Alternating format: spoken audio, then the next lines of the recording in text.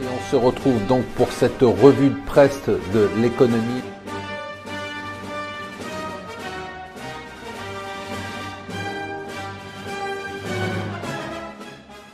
Bonjour et bienvenue sur Mon Financier pour la revue de presse de l'Écho. Nous sommes le lundi 3 avril. L'événement du jour, ça va être l'événement de la semaine.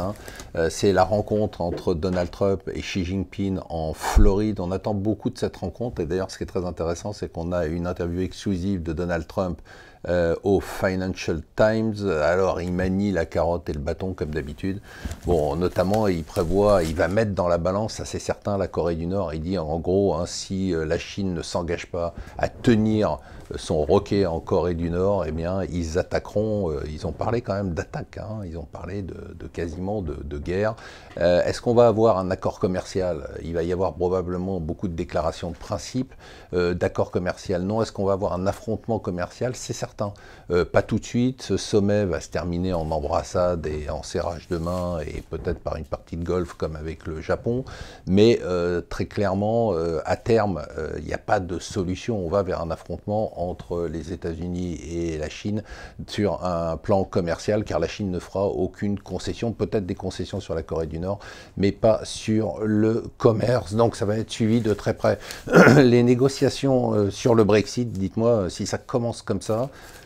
C'est mauvais signe. On parle déjà de guerre, c'est-à-dire que les conservateurs anglais ont dit, écoutez, si vous touchez à Gibraltar, ça sera la guerre, on fera comme les Malouines.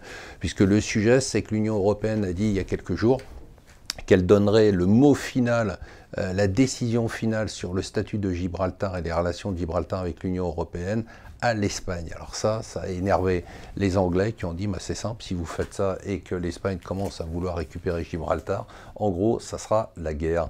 La bonne nouvelle quand même de la semaine, c'est la CGT dont on sait ce qu'elle a pu faire en termes de blocage, en termes de chantage, en termes de blocage partout, eh bien est passé deuxième syndicat dans le privé, seulement, pas du tout dans le public.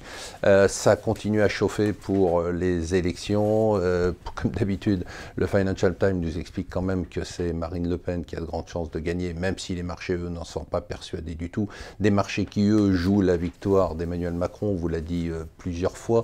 Du côté des marchés, on a eu un record, un très très bon trimestre. On a une performance sur le CAC avec un CAC au-dessus de 5100, 2% de hausse sur la semaine, 5% depuis le début de l'année. On termine par des chiffres qui sont terribles. C'est le chiffre de pourcentage d'emploi public par rapport à la population active en France. On est à 21,9%, on est à 6,7% au Japon, on est à 9,6% en Allemagne et on est à 14,6% aux États-Unis. Je crois que tout est dit. Voilà, je vous souhaite une bonne journée.